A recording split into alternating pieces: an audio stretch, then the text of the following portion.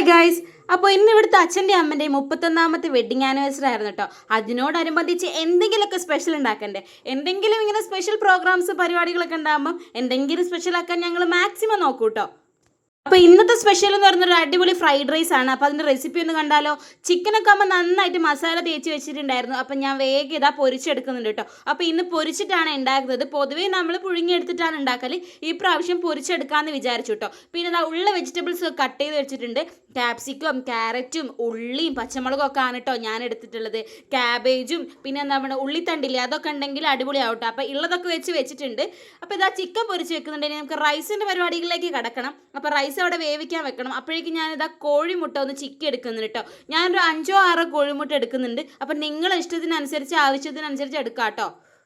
കുരുമുളകും ഉപ്പും ഇട്ടിട്ട് കോഴിമുട്ട നന്നായിട്ട് ചിക്കി എടുത്തിട്ടുണ്ട്. ഇനി നമുക്ക് വെജിറ്റബിൾസ് ഒക്കെ ഒന്ന് സെറ്റാക്കി എടുക്കണം. അതിനിതാ ഇതിൻ്റെ മെയിൻ സംഭവങ്ങൾ പറയുന്നത് സൺഫ്ലവർ ഓയിലാണ് കേട്ടോ. സൺഫ്ലവർ ഓയിൽ ഒഴിച്ചിട്ട് നമ്മൾ കട്ട് ചെയ്ത് വെച്ചിരിക്കുന്ന എല്ലാ വെജിറ്റബിൾസും കൂടെ അതിനകത്തേക്ക് ഇട്ടിട്ട് നന്നായിട്ടൊന്ന് വഴറ്റിയിട്ട് കുറച്ച് നേരം മൂടി വെച്ചിട്ട് ഒന്ന് വേവാൻ വെക്കാം. അപ്പോൾ ജസ്റ്റ് അത് വെന്ത് കഴിഞ്ഞാൽ ആവശ്യത്തിനുള്ള കുറച്ച് ഉപ്പും പിന്നെ ആവശ്യത്തിനുള്ള കുറച്ച് കുരുമുളകും കൂടെ. ഇതിൽ വേറെ എരിവൊന്നും വരുന്നില്ലല്ലോ. അപ്പോൾ കുരുമുളകാണ് ഇതിൻ്റെ എരിവ് എന്ന് പറയുന്നൊരു ഘടകം കേട്ടോ. പിന്നെ നമ്മൾ ചിക്കി വെച്ചിരിക്കുന്ന മുട്ടയും കുരണം. പിന്നെ നമ്മൾ റെഡിയാക്കി വെച്ചിരിക്കുന്ന ചിക്കൻ ഞാൻ നന്നായിട്ട് കഷ്ണമായിട്ട് അരിഞ്ഞ് പിച്ച് വെച്ചതാണ് കേട്ടോ. അതും കൂടെ ഇട്ടിട്ട് നന്നായിട്ട് അങ്ങോട്ട് മിക്സ് ആക്കി എടുക്കുന്നുണ്ട് കേട്ടോ.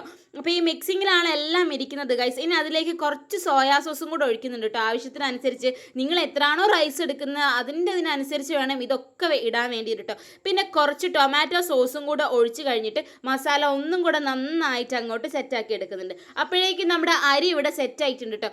അരി വേവിക്കുമ്പോൾ പ്രത്യേകം ശ്രദ്ധിക്കണം. ഒരുപാട് വെന്ത് പോയി കഴിഞ്ഞാൽ കഴിഞ്ഞു ഗൈസ്. എനിക്ക് 1-2 പ്രാവശ്യം ഞങ്ങൾക്ക് ഇതുപോലെ അബദ്ധം പറ്റിയിട്ടുണ്ട്. അരി വെന്ത് പോയിട്ട് ഫ്രൈഡ് റൈസ് കൊളായിട്ടുണ്ട് കേട്ടോ. ശരിക്കും പറഞ്ഞാൽ ബിരിയാണിനെക്കാട്ടിലൊക്കെ വളരെ സിമ്പിളാണ് കേട്ടോ ഈ ഫ്രൈഡ് റൈസ് ഉണ്ടാക്കാൻ വേണ്ടിയിട്ട്. അങ്ങനെ നന്നായിട്ട് മിക്സ് ചെയ്ത് മയോണൈസും സെറ്റായി.